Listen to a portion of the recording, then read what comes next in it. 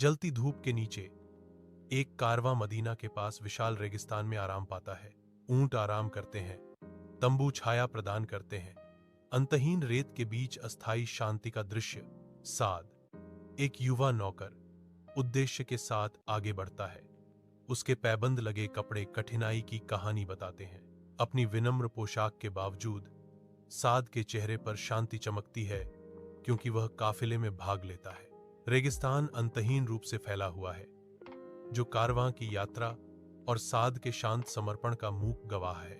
कारवां तंबू के अंदर, हवा मसाले और शांत बातचीत से भरी हुई है।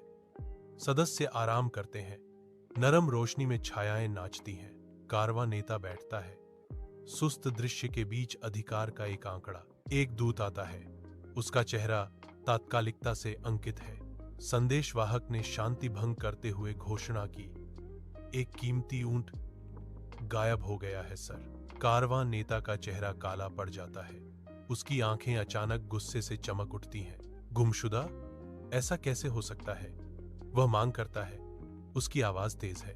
कारवां रुकता है, चिंता से उकेरे गए चेहरों का सागर। कीमती ऊंट गायब है और तनाव हवा में भर जाता है। संदेश साद पर भारी पड़ता है। उसकी आंखें संकीर्ण हो जाती हैं, क्योंकि वह गुस्से भरे आरोपों का केंद्र बन जाता है। साद एक अकेले व्यक्ति के रूप में आरोप लगाने वाली भीड़ के बीच दृढ़ता से खड़ा है और बेतहाशा अपनी बेगुनाही की गुहार लगाने की कोशिश कर रहा है। गुस्से और अविश्वास के बढ़ते ज्वार में उनके शब्द खो गए हैं। अराजक दृश्य में उनकी दलीलें अनसुनी हैं। कारवां के सदस्य करीब आते हैं। उनके चेहरे गुस्से का मुखौटा पहने हुए हैं, क्योंकि साद का भाग्य नाजुक स्थिति में लटका हुआ है। विशाल शाम के आकाश के नीचे साद अकेले घुटने टेक कर तीव्र प्रार्थना में खोया हुआ है। आंसू उसके अनुभवी चेहरे पर रास्ते बनाते हैं। हर बूंद अनकहे बोझ का प्रमाण है।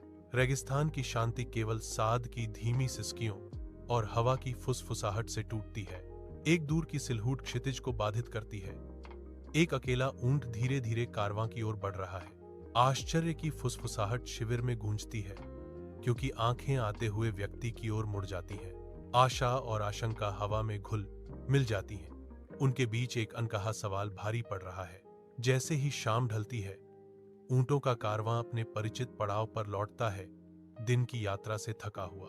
कारवां नेता राहत और जिज्ञासा के मिश्रण के साथ साद के पास जाता है।